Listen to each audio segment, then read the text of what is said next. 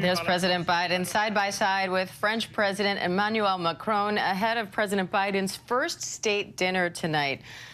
We heard the president calling France the United States' closest ally, talking about our shared values.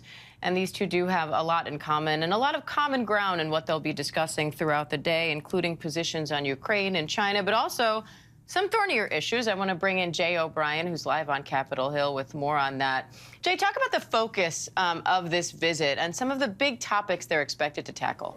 Yeah, well, when you talk about Ukraine and China, and you just heard the president allude to it, when you hear the president talk about foreign policy, it's often through this lens of his larger worldview, which is that the world right now is in an inflection point. You even heard him say inflection point, if I recall correctly, between autocracies like a China, like a Russia, and democracies like the United States and like in Europe, France being an example of that. He talked about facing down Putin with France and the rest of the world. That's obviously something that the president mentioned early on. Unwavering partners in freedom's cause, he refers to the relationship between the United States and France. And what the president is saying there is that the United States is in this moment, the president believes, where the future of the world can either lean towards autocratic government or lean towards democratic government. And one of the reasons why the president finds strong relationships, he says, with European leaders like Macron is that they believe that the world is in that exact same inflection point. However,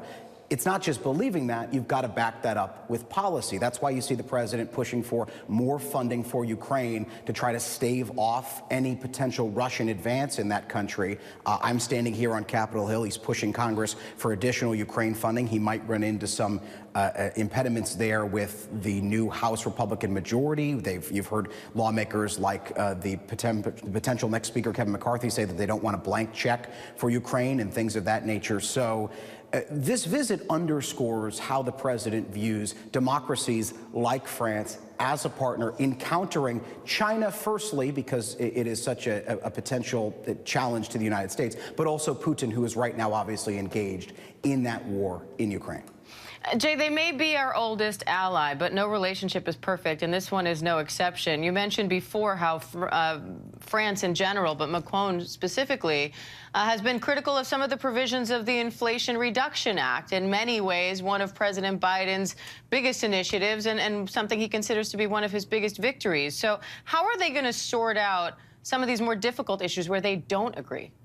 Well, the question of how you sort out, I think, is an open one. What Macron had said about the Inflation Reduction Act is, and that provision is the provision that says that electronic vehicles that were produced solely in the United States, have their parts in the United States, will receive that tax credit under the Inflation Reduction Act as a means of curbing overall emissions. Now, Macron had called that protectionist because obviously he believes it limits trade for parts of EVs or EVs in general that are produced in other countries. He pledged to bring that up with the president, but as you know, Diane, in diplomacy, sometimes, especially with a law that's been passed in the United States, that's been signed by the president, sometimes in diplomacy, all you can do is bring that up. And then, of course, that disagreement flushes itself out in a way somewhere else down the pipeline, something gives in another direction. So we do know that Macron plans to bring that up in other disagreements with the president as well. But it appears, at least from the rhetoric that you just heard from the president, from his remarks just there standing next to Macron, as Macron is speaking now,